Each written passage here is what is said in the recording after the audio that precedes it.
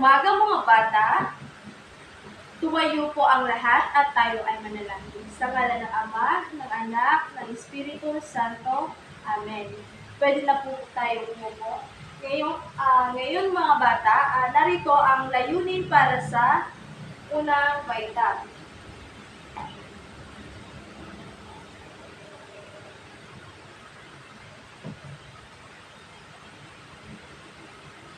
Narito po ang layunin sa ating tatalakayin ngayong araw para sa unang baita. Una, natutukoy ang iba't ibang pamamaraan ng pangangalaga ng kapaligidang ginagalawan.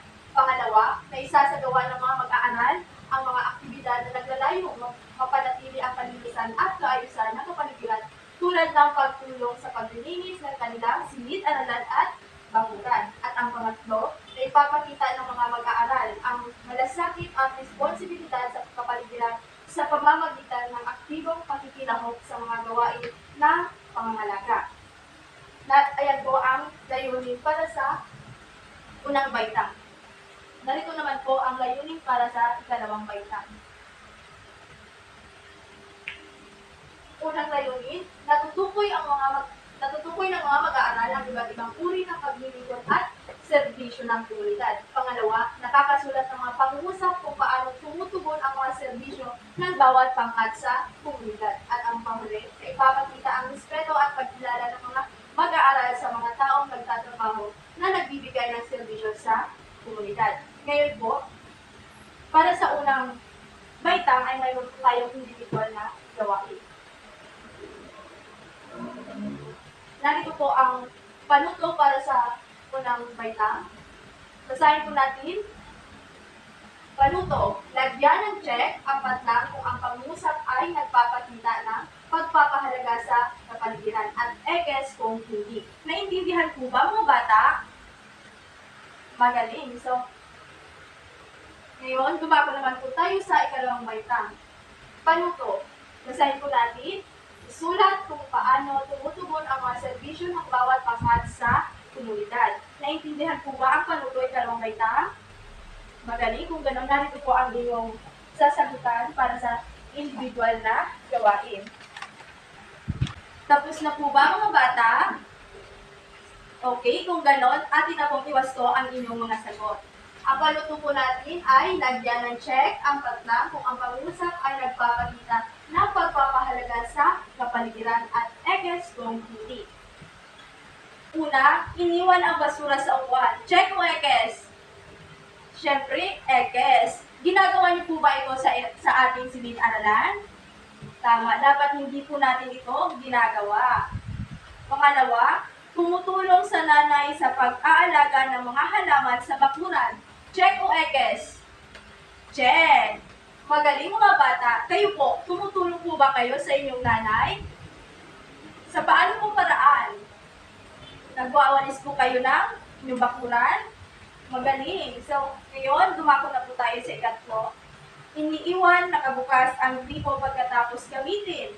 Check o ekes? Ekes. Kayo po, ginagawa niyo po ba ito nasa pangatlong pag-usap? Iniiwan niyo lang po bang nakabukas ang inyong mga gripo? Siyempre, hindi po kasi pag iniwan po natin nakabukas ang ating gripo ay siyempre nag-aaksaya po tayo ng tubig. Tama po ba? Tama. At pang-apat, hinihiwalay ang nabubulok sa di nabubulok na basura. Ginagawa niyo pa po ba ito sa paaralan o sa inyong bahay? Tama. Ginagawa natin ito upang yung hindi nabubulok ay pwede pa pong ma-recycle. At yung nabubulok naman po ay pwede nating gawing pataba sa ating mga halaman. Naintindihan po ba? Magaling. So, at ang panglima ay tinatapon sa ilog ang mga basura. Check o ekes? Siyempre, ekes. Sino po ang ginagawa ito? Tumatapon ng basura sa ilog? Wala po. Siyempre po, hindi po dapat tayo tumapon ng basura sa ilog dahil po ito ay pwede maka-apekto sa mga nakatira doon. Halimbawa po ay yung mga isdang nanitirahan doon, maaapektuhan po ng ating mga basura. Naintindihan po ba mga bata? Kung ganon, sino po ang nakakuha ng mataas na puntos? Itaas po ang kamay. Kung ganon, bigyan po natin ang sarili natin ng wow clap. Alam niyo po ba ang wow clap? Okay, so, sundin niyo lang po si teacher. Okay? Ready na po ba kayo? 1, 2, 3. 1, 2, 3. Wow! Again. 1, 2, 3. 1, 2, 3. Wow! Meron naman po sa ikalawang baitang. Tapos na po ba kayo sumagot? So, kung ganun po, ay ating iwasto ang inyong mga sagot. At ang panutok po natin ay isulat kung paano tumutugon ang mga serbisyo ng bawat pangkat sa komunidad. Okay, ang una dito ay doktor. Ano kaya ang ginagawa ng doktor? Katrina? Tama, ang doktor ay, ano ang ginagawa ng doktor? Nagpapagaling ng may mga sakit. Tama. Pangalawa, pulis. Ano naman kaya ang kahulugan o ginagampanan ng isang pulis? Giselle? Tama, ang pulis ay ang mga tagahuli ng mga masasamang tao sa ating komunidad o yung mga taong pasaway. Naiintindihan po ba? Kayo po, magpapasaway po ba kayo para hulihin po kayo ng pulis? Siyempre, hindi. Pangatlo po, bumbero. Ano naman po kaya ang ginagawa ng bumbero? Alex? Tama, ang bumbero po ay tagapatay ng sunog. Sa inyo pong komunidad, mayroon po ba nakatayong BFP o Bureau of Fire Protection? Kung ganun po, magaling po dahil kung mayroon po kayong BFP or Bureau of Fire Protection sa inyong komunidad at kapag nagkaroon ng sunog ay madali na lamang po mag-display ang mga BFP dito po. Dahil, Yan, mapupuksa nila agad ang dahil mapupuksa agad nila ang sunog. Naintindihan po ba mga bata? Pang-apat po, magsasaka. Ano naman po kaya ang ginagawa ng magsasaka? Doon, tama, ang magsasaka ay nagtatanim ng gulay. Gulay lang po ba ang tinatanim ng mga magsasaka? Siyempre po, hindi pwede din po ng mga bulaklak, ano pa po, prutas, di ba po? Kayo po, marunong po ba kayo magtanim? Meron po ba kayo ditong nanay na nagtatanim ng mga gulay o kahit anong pwedeng itanim sa inyong bakuran? Magaling! Kung ganun, dumako na po tayo sa ikalima. Nurse o nurse. Ano naman po kaya sa tingin nyo ang ginagampanan ng nurse? Harold? Tama, ang nurse ay katulong ng doktor upang gamutin ang may mga sakit. Sino po dito ang gusto maging nurse at doktor? Magaling mga bata. Kapag kayo ay nakapagtapos ng pag-aaral, pwede po kayo maging nurse o doktor kung gusto nyo po. At makakatulong po kayo sa mga tao upang gamutin ang may mga sakit. Sino po ang nagkakuha ng 5 puntos? Itaas po ang kamay. Kung ganon, bigyan po natin ng palakpak ang ating mga sarili. Alam niyo po ba yung palakpak ni Aling Dunisha Club? Kung ganon, sabay-sabay po tayong palakpakan ng ating sarili. 1, 2, 3. 1, 2, 3. Very good, very good, very good, very good.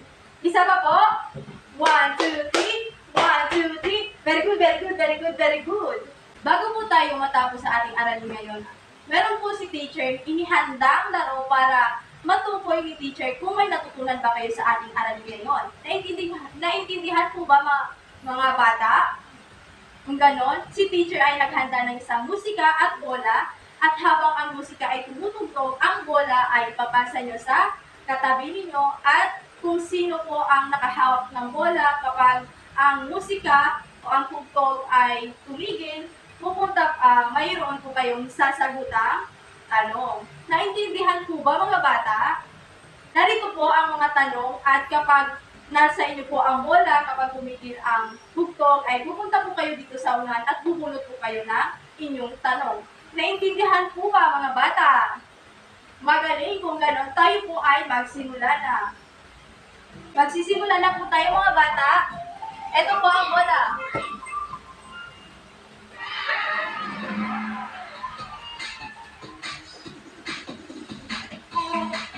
ipapasa niyo po sa inyong katabi mga bata ang bola at kapag ang tutok ay tumigil at kung sino ang nakahawak ng bola ay siya pupunta sa unahan at bubunot dito ng tanong at sasagutan.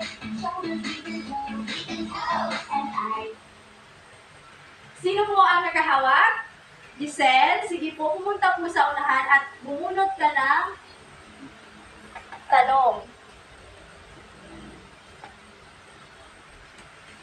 Narito po ang tanong ni Giselle.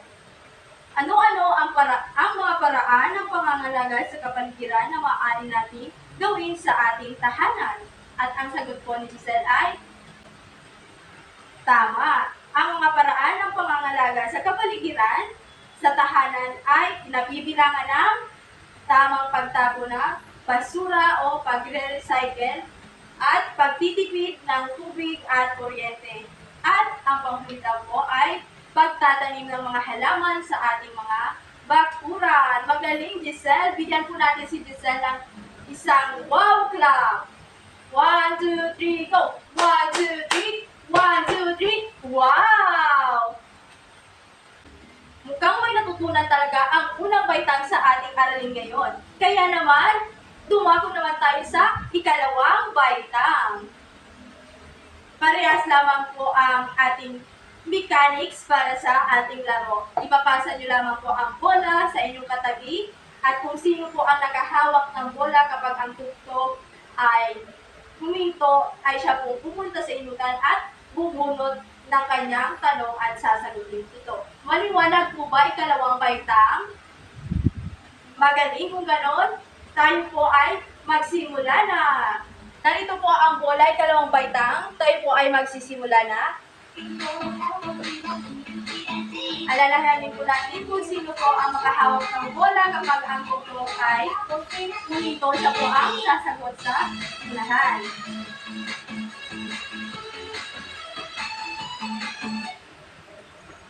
Katrina, ikaw po ang nakahawak ng bola, kaya pumunta ka po dito sa unahan at bumunot. Ano po ang inyong... Narito po ang tanong ni Katrina.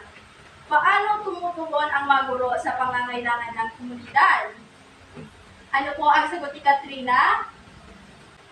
Tama ang sagot ni Katrina. Ang mga guro ay nagtuturo sa mga bata upang magkaroon kayo ng kaalaman at upang makatulong na rin kayo sa kanilang mga hinaharap sa komunidad. Naintindihan po ba mga bata?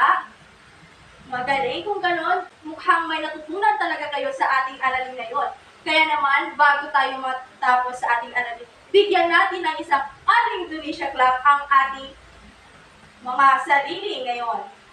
Handa na po ba? Kung ganon, 1, 2, 3, 1, 2, 3. Very good, very good, very good, very good.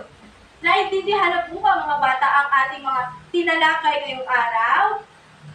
Meron po ba kayong mga katanungan o clarification? Meron pa po ba kayong mga katanungan o clarification sa ating tinalakay ngayong araw? Kung ganun po, kung wala naman po, hanggang dito na lamang po ang ating aralin at ako po ay magpapaalala sa inyo.